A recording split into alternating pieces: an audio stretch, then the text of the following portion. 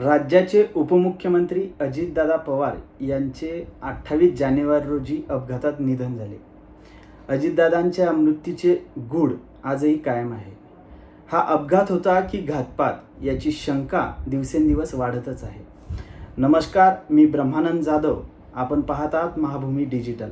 आज आपण एका अशा विषयावर चर्चा करणार आहोत, अशा घटनेबद्दल बोलणार आहोत ज्याने संपूर्ण महाराष्ट्र हादरला आणि ज्याचे उत्तर अजूनही मिळालेले नाही. महाराष्ट्राचे उपमुख्यमंत्री अजित पवार यांच्या अपघाती मृत्यूला आज बरोबर 1 महिना पूर्ण होत आहे, पण अजूनही सत्य समोर आलेले नाही. हा अपघात होता की घातपात? हा प्रश्न अजूनही लाखो लोकांच्या मनात आहे. महिन्याभरानंतरही अजितदादांच्या आठवणी ताज्याच आहेत. खासदार सुप्रिया सुळे यांनी सोशल मीडियावर पोस्ट करत अजितदादांच्या आठवणी जागवल्या. त्यांनी भावनिक शब्दात त्यांना श्रद्धांजली वाहिली. आमदार रोहित पवार असतील यांनी एक पोस्ट शेअर करत म्हटले की महिनाभरापूर्वी घडलेली घटना म्हणजे जणू एक वाईट स्वप्न होतं. ही भावना फक्त पवार कुटुंबाची नाही मित्रांनो, तर संपूर्ण महाराष्ट्राची आहे. मनामध्ये, या महाराष्ट्राच्या लोकांच्या मनामध्ये आहे. त्या सर्व शंका मी मुख्यमंत्री साहेबांसमोर बोलून दाखवल्या व त्या बाबतीतलं पत्र, त्याच्याचबरोबर प्रेस कॉन्फरन्सच्या मदतीने जी काय माहिती मी मीडियासमोर मांडली, लोकांसमोर मांडली, जी आमच्या सोर्सेसच्या माध्यमातून गोळा केली, ती सर्व माहिती मुख्यमंत्री साहेबांना एक डॉकेट करून तिथं मी दिलेली आहे. आज भेट घेण्याचं कारण म्हणजे मी माझा लढा कसा लढतोय आणि मी एकटा लढतोय असं नाही.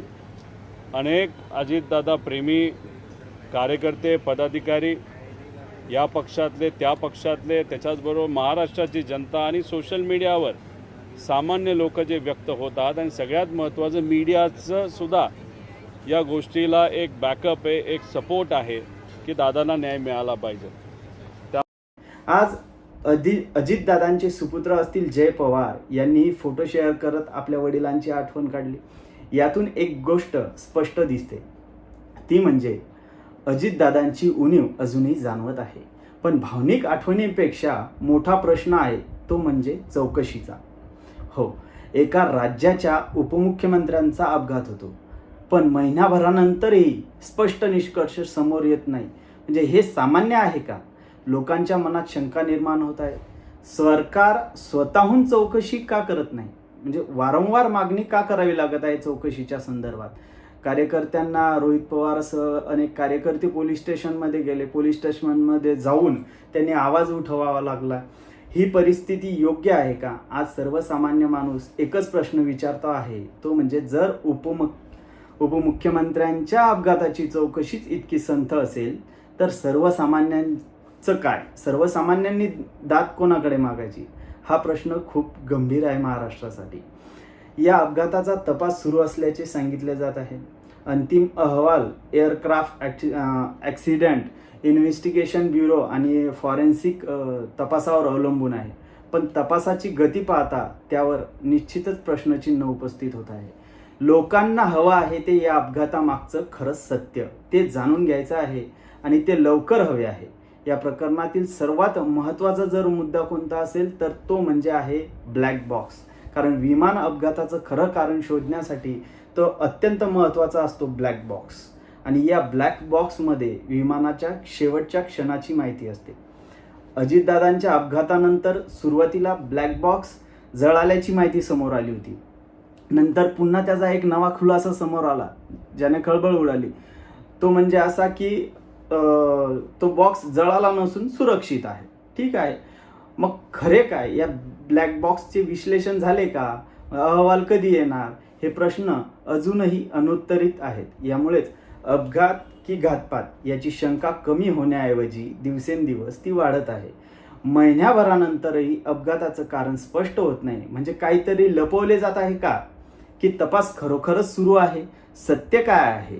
लोकांना हे जाणून घ्यायचं आहे. या अपघातावरून राजकारणही आता तापू लागल्याचं आपल्याला बघायला मिळते. काही नेते पारदर्शक चौकशीची मागणी करत आहेत, त्यात काही चुकीचं नाही आणि ती पारदर्शक चौकशी ही झालीच पाहिजे. काही जण म्हणत आहेत की रोहित पवारांचा लढा हा स्टंट नाही तर न्यायासाठी धडपड आहे. तर काही जण म्हणतात या घटनेवरून राजकारण होत आहे.